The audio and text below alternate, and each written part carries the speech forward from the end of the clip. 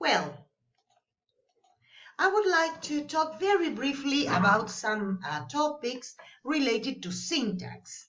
This is a very long presentation with many slides, and I would just like to discuss the first 3 or 4.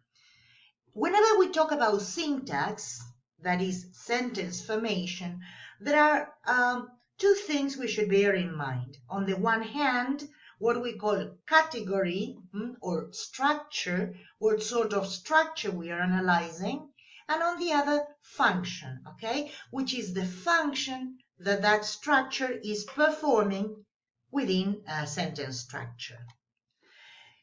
Okay, when we talk about functions, and remember that we are working at the sentential level, we know, first of all, for example, within a sentence or within a clause, we talked about the subject and the predicate. And then there are some other functions that we have already mentioned.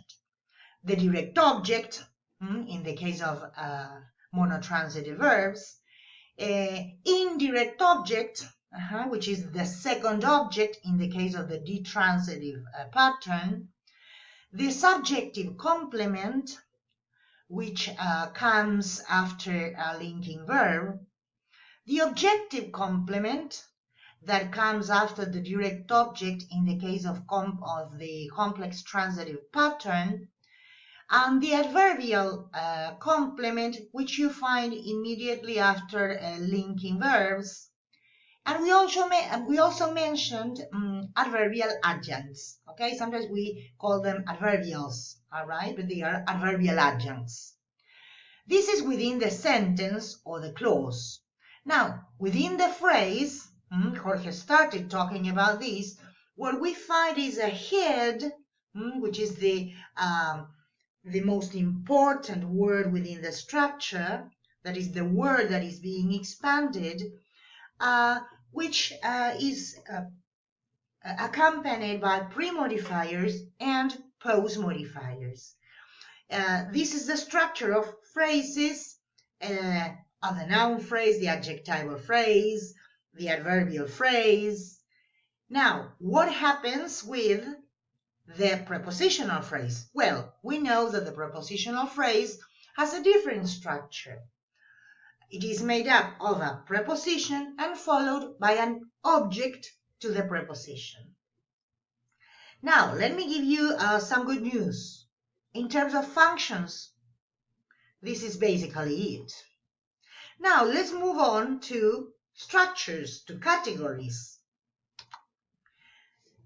Oh, sorry, before going into structures, here you have some examples, all right, of functions within the clause or the sentence. For example, I love cats. Cats is the direct object. My dad gave me, indirect object, some money, direct object, yesterday, an adverbial adjunct. In this case, it refers to time. So sometimes we write adverbial adjunct of time. Her mother was an incredible actress. This is a subjective complement. And we have a linking verb.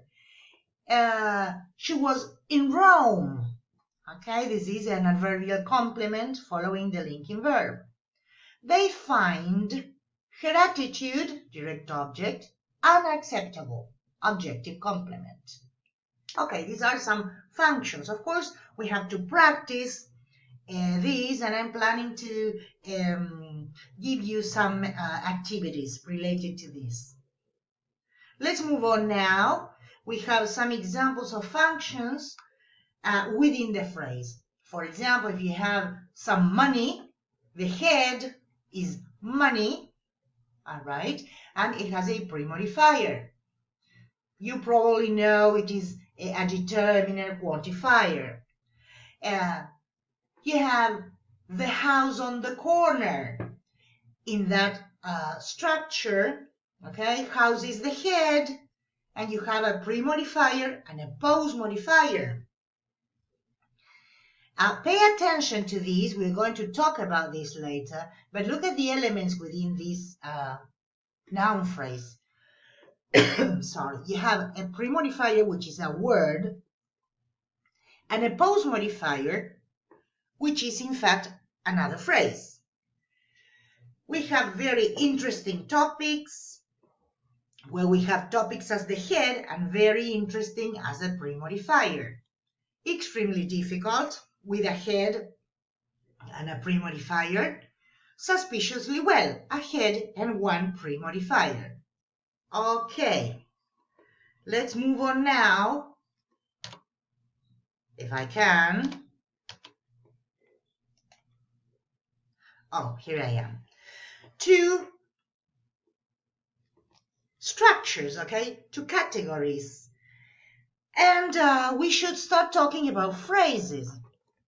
You could have a noun phrase.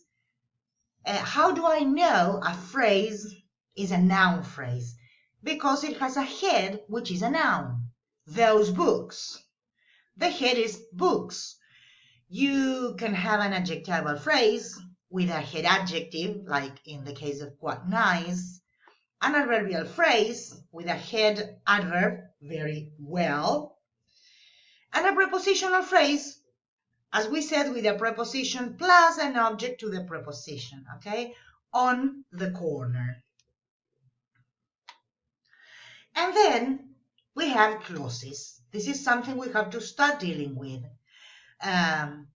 You know this classification of clauses into independent and dependent, and you know that independent clauses or main clauses may stand on their own, whereas dependent clauses cannot, as they depend on a main clause.